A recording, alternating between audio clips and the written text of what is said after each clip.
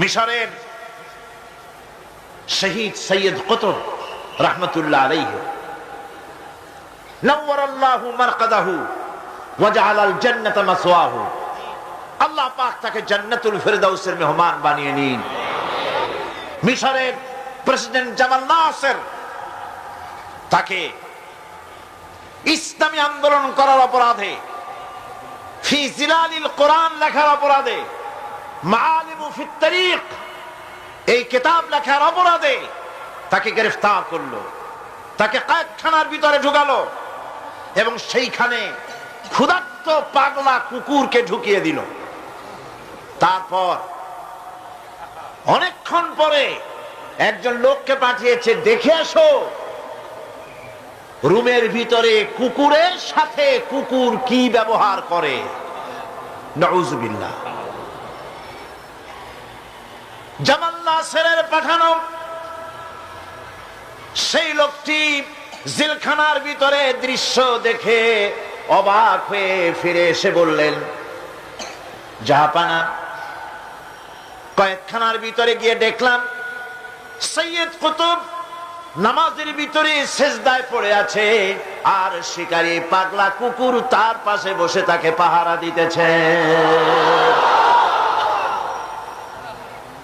মৃত্যুর ভয় ঈমানদারেরা করে না।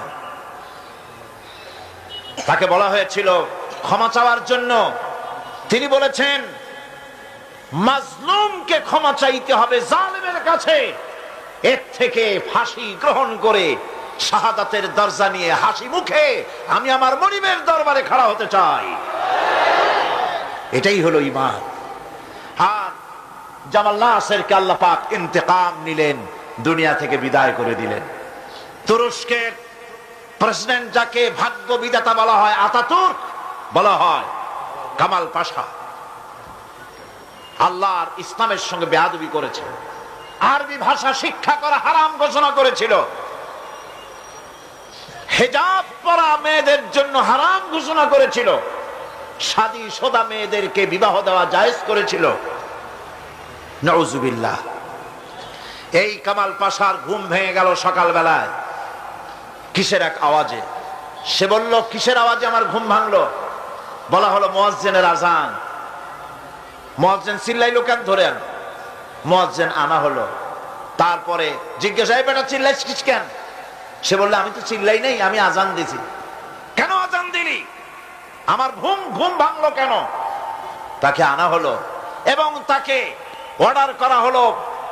বলা হলো, কামাল পাশা বলল, আমার সামনে তাকে জবাহ করো, তার সমস্ত শরীরটাকে তরবারি দিয়া টুকরা টুকরা করে দাও। আমার ঘুম ভাঙালো কেন? আল্লাহ রাব্বুল আলামিন কামাল পাশাকে দুনিয়া থেকে বিদায় করে দিয়েছেন। না বেঁচে আছে আজও? ইরানের রেজা শাহ পাহলভী মুসলমানদের পর অত্যাচার করেছে। ২৫০০ বছরের রাজতন্ত্রের প্রতিভূ অত্যাচার করেছে মুসলমানদের পরে। মুসলমানের দেশে রাস্তায় রাস্তায় শুকর জবাহ হতো। ওলামাদের সম্পর্কে বাসের কন্ডাক্টররা পর্যন্ত এই পর্যায়ে চলে এসেছিল যে আমরা বেশ্যা এবং আলেম এদেরকে আমরা বাসে চড়াবো না। এভাবে করে ওলামাদেরকে ঘৃণা করা হলো, মহিলাদেরকে বেইজ্জত করা হলো, বেপর্দা করা হলো। আল্লাহ পাক অ্যাকশন নিলেন, নেন নাই? জোরে কর, নিয়েছেন কিনা? ইরানে বিপ্লব শুরু হলো। এই বিপ্লবে মহিলারাও নামলেন, তারাও বিপ্লবে শরীক হলেন। এরপরে রেজা শাহ পাহলভী পলাবার জায়গা পায় নাই, আমেরিকা গিয়া পালালো। আমেরিকা তাকে জায়গা দিল না, পানামায় আসলো, পানামা জায়গা দিল না। কায়রোতে আসলো, কায়রোর একটি হোটেলে জীবনের শেষ দিনগুলি সেখানে কাটলো। এতিমের মতো, ভিক্ষুকের মতো দুনিয়া থেকে আল্লাহ জিল্লাতির সাথে বিদায় করে দিলেন। সেই আল্লাহ আছেন কি নাই? জোরে বলেন, আছেন কি নাই? ইসলামের সাথে এই শত্রুতা নতুন কিছু নয়, বহুত পুরানা। सतीजा कर रहा है अज़ल से ताइमरोज सतीजा कर रहा है अज़ल से ताइमरोज चरागे मुस्तफा भी से शरारे बुलाबिस। সেই আবহমান কাল থেকে ইসলামের বিরুদ্ধে এই ষড়যন্ত্র চলে আসছে। আবু জাহেলের গোষ্ঠীরা চেয়েছে চিরকাল মুহাম্মদ সাল্লাল্লাহু আলাইহি ওয়াসাল্লামের তাওহীদের চারাককে, নবুয়তের চারাককে নির্বাপিত করে দেওয়ার জন্য, কিন্তু তারা নিবাইতে পারে নাই। কারণ ইসলাম আল্লাহ পাকের কার? সকলে বলেন কার? আল্লাহ রাব্বুল আলামিন বলেন ইউরিদুনা লিইউতফিউ নূরাল্লাহি বিআফওয়াহিহিম ওয়াল্লাহু মুতিম্মু নূরিহি ওয়ালাউ কারিহাল কাফিরুন। ওরা চায় মুখের ফু দিয়ে আমার আলোকে নির্বাপিত করে দেবে।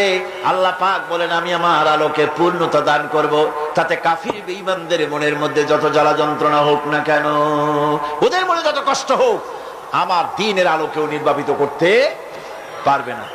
আবু জাহেল চেয়েছিল মক্কায় রাসূল করিম সাল্লাল্লাহু আলাইহি ওয়াসাল্লামকে শেষ করে দিবেন, কিন্তু পেরেছে কি? পারে না। আবু জাহেলের গোষ্ঠী শেষ হয়েছে, কিন্তু রাসূল করিম সাল্লাল্লাহু আলাইহি ওয়াসাল্লামের আওয়াজ বিশ্বময় চালু আছে। ওয়ারাফানা লাকা যিকরাক, আল্লাহ পাক বলেছেন আমি আপনার প্রশংসার দিগন্তকে বিশ্বময় ছড়িয়ে দেব। সুবহানাল্লাহ ওয়া বিহামদিহি। আজ লন্ডনে, আমেরিকায় আযান হয় মসজিদে।